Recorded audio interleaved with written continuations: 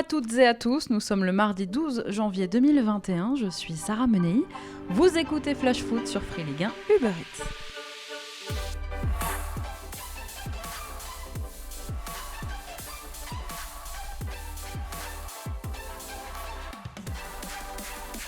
On commence ce flash foot du jour en s'intéressant à la situation du Nîmes Olympique. Bon dernier de Ligue 1 à mi-saison, les Nîmois sont à la dérive. 20e défense avec 40 buts encaissés en 19 journées. 19e attaque de Ligue 1, lanterne rouge du championnat, je le disais, avec seulement 12 petits points pris depuis le début de saison. Voilà des crocos qui semblent bien mal engagés pour le maintien. En s'inclinant samedi dernier 1-0 face à Lille, les hommes de Jérôme Arpinon ont concédé leur 11e défaite sur les 13 dernières rencontres, une véritable chute libre. Alors il faut dire que depuis le début de saison, c'est une récurrence dans le discours de Jérôme Arpinon et on ne peut pas lui donner tort. Les Nîmois ne sont pas épargnés par les blessures, avec une défense littéralement décimée par les pépins physiques. Mais c'est pas tout. Alors que la logique voudrait que cet hiver le club ne se manque pas dans le recrutement, eh bien dans les faits, vu la morosité ambiante, la position fragilisée de Jérôme Arpinon et surtout la situation économique actuelle d'un club privé de public et de droit télé, eh bien pas sûr que Rani Assaf ne trouve les moyens d'attirer de nouveaux joueurs dans le Gard en cette fin janvier. À domicile d'ailleurs, à l'heure où les costières sont réduites au silence, Nîmes est à la peine, seuls 4 petits points pris sur les 12 acquis depuis le début de saison. On est bien loin du rendement que Nîmes affichait à la maison la saison dernière. Et oui, à Nîmes, le 12e homme a un rôle plus important peut-être qu'ailleurs. Et lorsque les crocos en sont privés, c'est tout un club qui en pâtit. D'ailleurs, je vous en parlais hier, privé de stade depuis de nombreux mois maintenant, quelques 150 supporters nîmois se sont réunis samedi sur le parvis des Costières pour venir mettre un petit coup de pression aux joueurs, à la direction et à l'effectif nîmois. Alors aujourd'hui, eh bien, les crocos sont à un tournant avec un calendrier à venir qui ne leur est pas favorable. Sur les 5 prochaines journées, Nîmes affrontera 3 gros du championnat, Marseille, Paris et Monaco. Puis entre-temps, il y aura un match très important dans 10 jours maintenant face à Lorient, avant-dernier du classement, concurrent direct pour le maintien puisqu'ils ont le même nombre de points, les Merlus, que les Nîmois. Allez, c'est parti pour notre tour des clubs.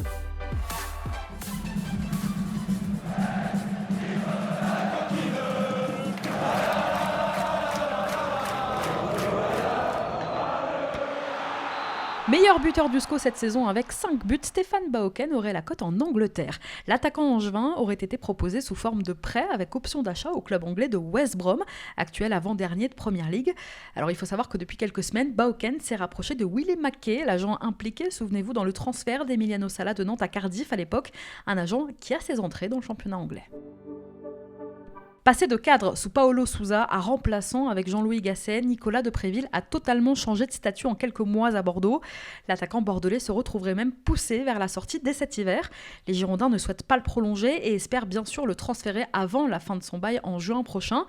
Pour rappel, Nicolas Depréville avait été recruté à Lille pour 10 millions d'euros il y a 3 ans et demi. Je vous en parlais lundi, c'était attendu, c'est désormais officiel.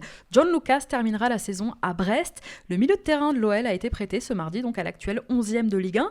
Il s'agit d'un prêt sans indemnité ni d'option d'achat. Peu utilisé à Lyon depuis son arrivée il y a 1 an et demi, le Brésilien tentera d'accumuler un peu de temps de jeu en Bretagne. Et en revanche, dans le sens des départs, recruté au Benfica l'été dernier pour 900 000 euros, Heriberto Tavares ne finira pas la saison à Brest. Très peu utilisé par Olivier Dalloglio, seulement 39 petites minutes de jeu cette saison. L'ailier est prêté pour 6 mois à Famalicão, l'actuelle lanterne rouge de Liga portugaise. À Dijon, le mercato devrait être assez calme. Alors si le DFCO est à la recherche d'un attaquant quand même capable de soulager un peu Mama Baldé, il est également disposé à laisser partir sous forme de prêt un autre attaquant, Aurélien Scheidler. Lui qui a peu joué et n'a inscrit qu'un seul petit but cette saison, souhaiterait davantage de temps de jeu. Il a demandé en ce sens à être prêté dès cet hiver. Alors plusieurs pistes existent pour lui aujourd'hui. En Ligue 2, un championnat qu'il connaît bien, Nancy se serait positionné. Mais Scheidler pourrait aussi s'exiler puisque le club néerlandais d'Utrecht serait aussi intéressé par son profil. Un autre joueur pourrait également quitter Dijon cet hiver, il s'agit du défenseur Arthur Zagré. Le joueur de 19 ans prêté par Monaco avec option d'achat n'a toujours pas joué la moindre minute avec le DFCO cette saison. Prêté par le Paris Saint-Germain, Lens aimerait conserver Arnaud Kalimuendo.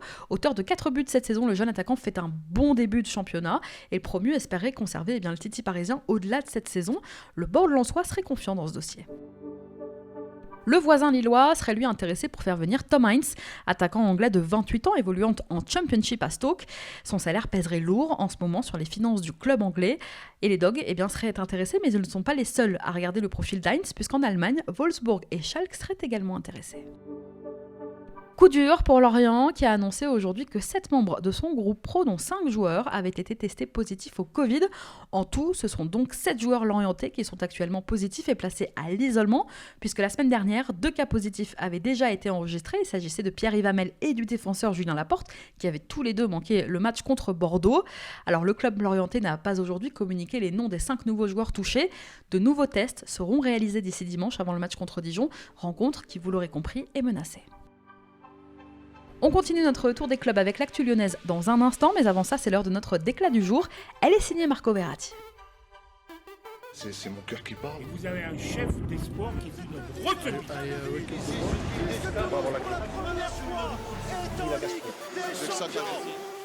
Demain soir, 21h, le Paris Saint-Germain et l'Olympique de Marseille vont s'affronter lors du Trophée des Champions, un titre que les deux clubs ennemis veulent remporter.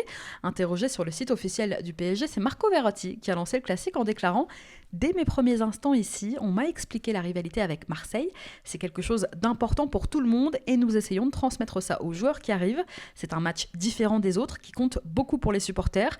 Nous sommes une famille et c'est pour ça que nous devons toujours donner un peu plus quand nous jouons Marseille. » Voilà, de quoi faire plaisir aux supporters parisiens. Je vous rappelle que le PSG a quand même une revanche à prendre après avoir été battu en championnat par l'ennemi juré en début de saison. Alors les Marseillais sont prévenus, les Parisiens sont prêts. Allez, on reprend notre tour des clubs.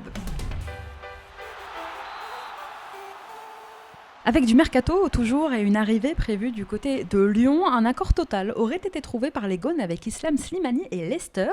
Lyon qui tient donc visiblement le remplaçant de Moussa Dembélé qui est lui attendu à l'Atlético de Madrid. Slimani, dont le contrat chez les Foxes devait expirer en juin prochain, aurait négocié une rupture de contrat.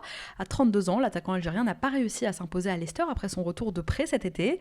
Lyon lui proposerait aujourd'hui un bail d'une durée de 6 mois, plus 1 an en option. Slimani va entre autres retrouver à Lyon son coéquipier en sélection, Jamel Benlamri.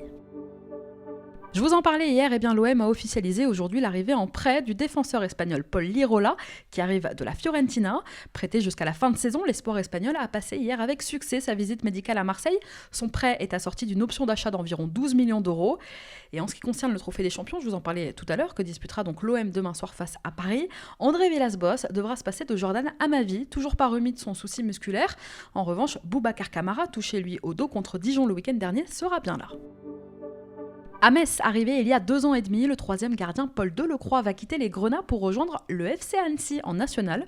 À 32 ans, il aurait trouvé un accord avec le club au Savoyard pour les 6 prochains mois. Il devrait donc résilier son contrat avec Metz qui courait jusqu'en juin prochain.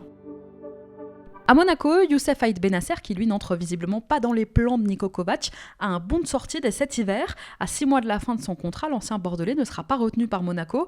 Et selon Eurosport, l'international marocain aurait récemment reçu des propositions en Italie. Il s'agirait de Crotone, lanterne rouge en Serie A, et de Monza, pensionnaire de Serie B, où évolue notamment Mario Balotelli. À Nantes, un joueur pourrait lui aussi être courtisé pendant ce mercato. Il s'agit de Randal Kolo Muani, l'attaquant des Canaries. Rare satisfaction de ce début de saison nantais. Le joueur plairait à l'Eintracht Francfort. Des discussions seraient même en cours pour un prêt avec option d'achat du joueur nantais. Alors s'il est un peu plus en difficulté ces dernières semaines, Kolo Muani garde la cote. Il a tout de même été titularisé à 16 reprises et inscrit 2 buts et délivré 2 passes D depuis le début de saison. Et si l'OGC Nice gardait William Saliba plus longtemps que prévu, prêté pour les 6 prochains mois par Arsenal où il n'avait joué aucun match cette saison, Saliba pourrait peut-être poser définitivement ses valises sur la Côte d'Azur. En tout cas, c'est ce que souhaiteraient les dirigeants niçois. Garder, bien sûr, le défenseur de 19 ans. Pour l'instant, le joueur cherche surtout à se relancer dans une équipe en difficulté en Ligue 1. Allez, comme tous les mardis, c'est l'heure de notre rubrique Foot Business.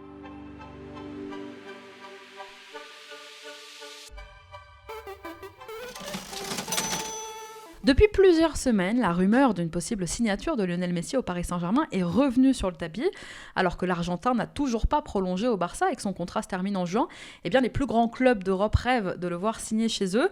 Et vous vous doutez bien que dans la bataille, le PSG, qui convoite le génie argentin depuis longtemps, va tout faire pour que le sextuple Ballon d'Or choisisse la capitale.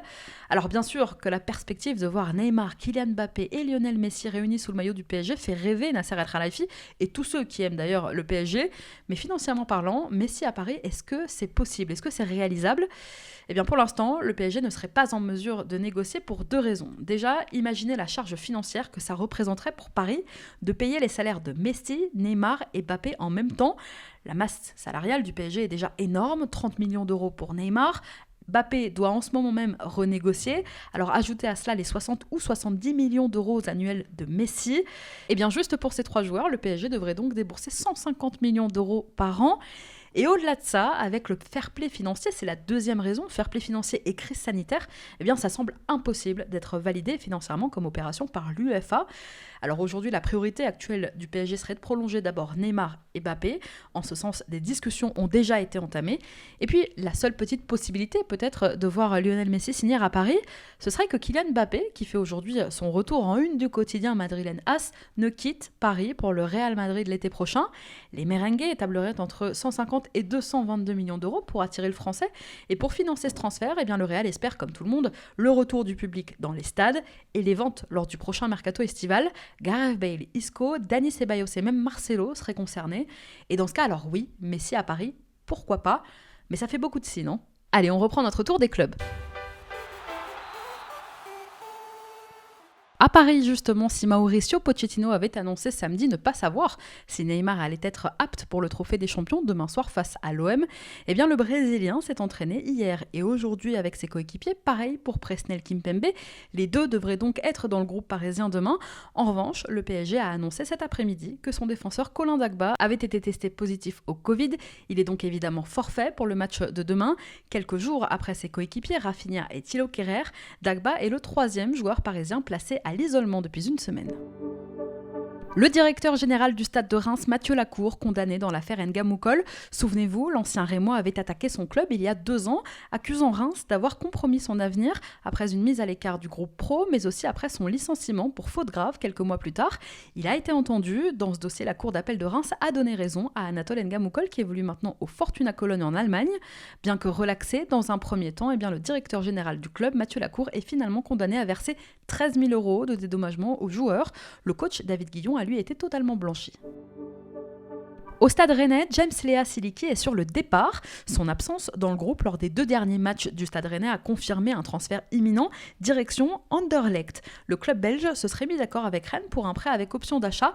Reste encore à convaincre le joueur qui disposerait lui de plusieurs propositions aujourd'hui.